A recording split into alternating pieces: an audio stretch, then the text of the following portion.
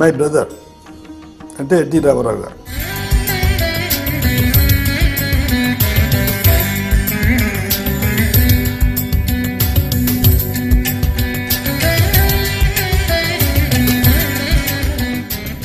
ఆయన వ్యక్తిత్వం ప్రత్యేకం, మిగతా వాళ్ళందరితో పోల్చకూడదు. ఆయన ఎదుగుదలంతా నేను చూశాను. నేను కాస్త సీనియర్ కాబట్టి సినిమాలలో ఆయన వచ్చిన రోజు నుంచి నేను ప్రతి అనుక్షణము ఆయన ఫాలో అవుతూనే ఉన్నాను. ఎందుకంటే ఆయన వచ్చేటప్పటికే నేను బాగా పాపులర్ హీరో.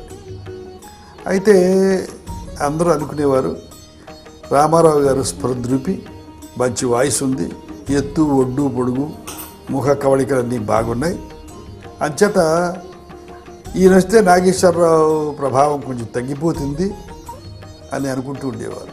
మనలో ఉన్న టాలెంట్ ఎలా పోతుంది ఇంకొకటి బాగా రావడంలో? ఓ పోటీ వస్తుంది. పోటీ రావడం మూలంగా మనకే కూడా మేలు జరుగుతుంది అనుకునేవాడు. ఏంది నీ కథాకమ్మ మిసో? నువ్వెవరో, ఏ ఊరు, ఎందుకు వచ్చావు? ఇందాక చెప్పేగా. నువ్వు చెప్పావు, నేను విన్నాలే. పర్వాలేదు, నిజం చెప్పు. ఇందాక చెప్పింది నిజమే. నిజం రుజువు ఏంటి అంట? ఇదిగో పుల్లడా, నువ్వు ఫలానా రుజువు చేసుకున్నావా పిల్లనిచ్చి పెళ్లి చేస్తా, లేదా బుర్ర లాంకీర్తన పాడిస్తా. ఎందుకు నువ్వెవరు అడగడానికి? అప్పుడే మర్చిపోయావు పుల్లడా, ఇందాక పైకి పంపినప్పుడు ఈ మాట అడగలేదే. అది వేరు. ఈ పప్పులు మన దగ్గర వరకు నీకు ఎవరో రుజువు చేసుకో. ఏమిటి రుజువు చేస్తలేదు? ఇదిగో పిల్లలు చూడడానికి అమ్మాయి పంపించిన ఫోటో. ఒకప్పుడు నేను నెల్లూరుకి వెళ్ళాను. అక్కడ సభ జరిగితే రామారావు గారి అభిమానులు గోల్ చేస్తున్నారు, నేను మాట్లాడుతాను అంటే వాళ్ళు ఆయన మాట్లాడాలని నేను మాట్లాడకూడదని వాళ్ళ అభిప్రాయం. ఎందుకంటే మీరు అభిమానులు, మీరే అభిమానులు రామారావు గారికి అని ఎస్టాబ్లిష్ చేసుకోవడానికి. ఆయన ఏం పిచ్చాడు కదా, ఆయనకు తెలుసు. నేను చెబుతున్నాను, నేను మీకంటే ఎక్కువ అభిమాని. మీరు జస్ట్ అభిమానిస్తారు, మీకు అంతకంటే అనాలిసిస్ లేదు. నాకు అనాలిసిస్ ఉంది. నేను రామారావు గారికి అభిమానం ఎందుకు అయ్యాను? ఆయన రావణాసురుడు చూసి. ఎంచేత నన్నునే ఎందుకు అభిమానించుకోవట్లేదు? ఆ ఆవేశం నేను వేయలేదు కాబట్టి. టాలెంట్ నాలో ఉన్న ఆ పర్సనాలిటీ నాకు లేదు కాబట్టి. That's how I became.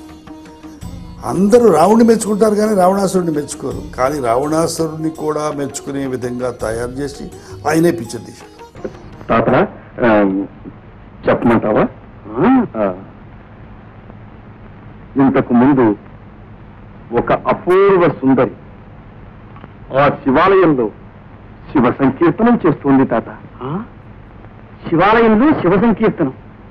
ఒకానొక అపూర్వ సుందరి. మనవడా ఎంత వెరివాడం మనవడా.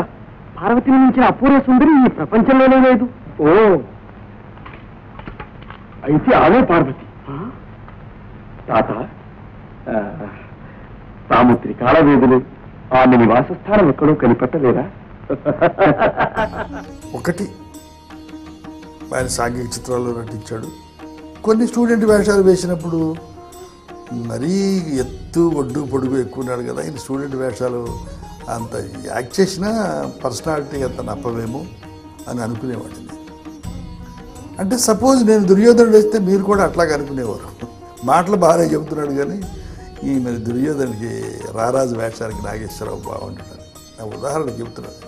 కృష్ణుడు వేయడం కానీ, రాముడు వేయడం కానీ, భీముడు వేయడం కానీ, భీష్ముడు వేయడం కానీ, లేక దుర్యోధనుడు వేయడం కానీ, రావణాసురుడు వేయడం కానీ, యముడు వేయడం కానీ, నెగిటివ్ క్యారెక్టర్స్ అన్నీ వేసి పాజిటివ్గా మలిచి వాళ్ళల్లో ఉన్న శక్తి సామర్థ్యాలన్నీ, పాత్ర స్వభావాల్లో ఉన్న శక్తి సామర్థ్యాలన్నీ బయటికి లాగి స్టడీ చేసి చేసినవాడు ఆయన.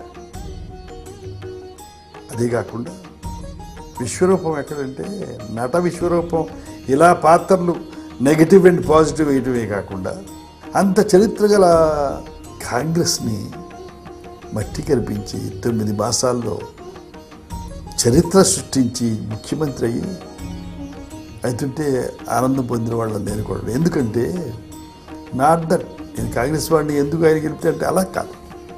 కొంతమంది వేళాకోళం చేశారు సినిమా వాళ్ళని. ఆ సినిమా వాళ్ళు వస్తే ఓ జనం చూడడానికి వస్తారు కానీ ఓట్లు వేస్తారా వీళ్ళు అని. ఓట్లు కూడా వేయించాడు మా బ్రదర్. గెలిచాడు. తెలుగుతనాన్ని, తెలుగు ఆత్మగౌరవాన్ని నిలబెట్టాడు. తెలుగుదేశం, తెలుగు భాష ప్రపంచానికి చాటాడు. అంచేత దేశాల్లో ఈ రోజున ఆంధ్రప్రదేశ్ అంటే చెప్పుకోదగ్గ విధంగా తయారైంది ఈజ్ బికాస్ ఆఫ్ చేత అది ఆ విశ్వరూపం అందులో కనిపించింది. My brother is a brother who can achieve anything. ఆయన బ్రతికుంటే ఇంకెన్నో అచీవ్ చేయగలిగేవాడని నాకు నమ్మకం. ఆయన ఎక్కడున్నా ఆయన ఆత్మ బాగుండాలని, మనసాల శాంతంగా ఉండాలని కోరుకుంటాను. తెలుగువారి జీవన విధానాన్ని కళ్ళకు కట్టినట్టుగా చూపించిన గుండమ్మ కథ చిత్రాన్ని ఇంతటితో ముగిస్తూ వచ్చే వారం మరో చిత్రంతో కలుసుకుందాం. సెలవు, నమస్తే. నూటికో కోటికో ఒక్కరు